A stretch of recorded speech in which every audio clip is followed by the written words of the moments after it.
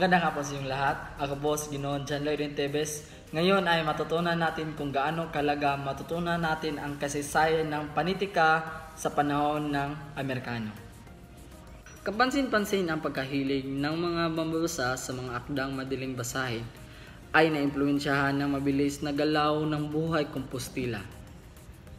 Ang mga katang ito ay hindi lamang naisulat sa wikang Pilipino kundi pati na rin sa wikang Ingles kung reliyon ang naging pamana sa mga Kastila sa Pilipino, edukasyon naman ang naging pangunahing pamana sa mga Amerikano.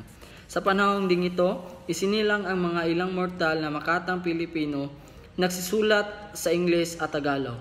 Sa unang panahon ng pananakop ng Amerikano sa bansa, sumulat ang mga Pilipino sa Kastila, Tagalog at iba pang wikang panlalawigan. Nagsimula lamang umusbong ang mga panitikang sa Ingles noong 1910 dahil sa mga bagong silang na manunulat, isang bagong pangkat ng nanakop ang nagdala ng mga pagbabago sa panitikan ng Pilipinas.